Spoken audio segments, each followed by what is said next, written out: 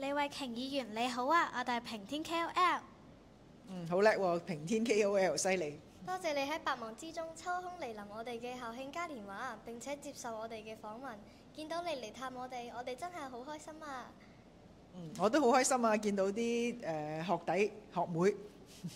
李議員，你今日返嚟見到昔日嘅校舍、班主任同埋校長，心情係點嘅呢？心情好興奮，令我諗翻細個讀書嘅時候好多嘅情況啦。咁同你哋一樣，我都喺呢度讀書㗎。你哋俾心機啊！李議員，你今次返嚟平天，覺得平天同你之前讀書時有咩唔同呢？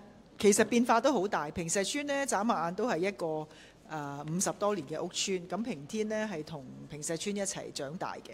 咁就你見到校舍雖然係50多年，但係呢，其實嗰個保養啦，同埋係設備呢，都係一路有改善嘅。同我讀書比對呢，而家其實校園嘅設施啦，同埋配套安排咧都係豐富咗好多。我頭先都去參觀咗啦，例如有英語角啦，有一啲 net teacher 啦，亦都有一個其他嘅專業輔導嘅室啦，都係俾啲同學去使用嘅。咁呢啲都係我哋以前呢係冇嘅設施嚟嘅。李議員，你覺得舉辦中華文化日呢類活動要有啲咩元素先能夠加強國民身份認同呢？中華文化日係好好嘅一個主題。特別今年校慶55週年，咁好多謝學校啦，用中華文化作為一個主題。咁我認為有咩元素啊？關鍵就係透過多類型嘅活動啦，好似今日嘅活動，大家着華服啦，咁透過你哋嘅實踐認識中華文化，因為中華文化呢係我哋作為中國人呢係必須要認識嘅。咁從而透過認識中華文化呢，而增強對於中華文化嘅了解，達至咧大家呢認同自己嘅中華文化，對國家呢係增加嗰個歸屬感。李議員，請問有咩原因促使你成為議員並成為人大代表呢？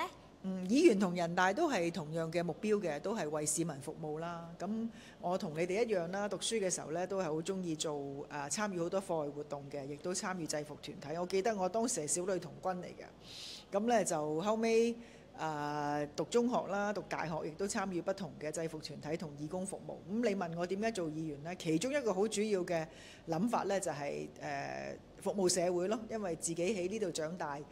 亦都透過香港嘅教育制度啦，咁可以受教育，咁希望可以取之於社會，用之於社會，服務市民啦。今年係平天55週年校慶，唔知可唔可以給予一啲寄語俾平天呢？我諗咧而家嘅年輕人咧，特別我哋嘅下一代咧，其實比我哋咧係喺一個更加咧係大家關心青年人發展嘅一個時代。我會認為咧係一個機遇與挑戰並重嘅時代。咁機遇就係頭先我都講到啦，咁國家嘅發展進入新嘅階段啦，香港亦都進入新嘅發展階段。你哋呢，其實有嘅機遇呢係我哋畢業唔會有嘅，包括係大灣區嘅發展啦，包括係香港嚟緊可能要向科技或者係 AI 嘅時代進發啦。咁但係同時挑戰都大嘅，由於競爭大啦。咁除咗我哋香港本土嘅學生，可能我哋要同世界嘅其他學生都要競爭。我送俾大家嘅分享呢，就係我諗要終身學習啦。你哋而家喺小學讀書係你哋最重要嘅任務。咁但係我諗除咗係小學階段呢，記住學無止境，而課堂裏邊學嘅嘢呢，其實都未必夠㗎。咁要不斷進步啦。就第時去到中學階段啦，去到大學階段啦，做嘢階段呢，都記住自己不斷呢係要有學習嘅心。咁不斷去提升自己，咁先至可以適應不斷變化嘅時代。我相信你哋做得到嘅。多謝李議員接受我哋嘅訪問。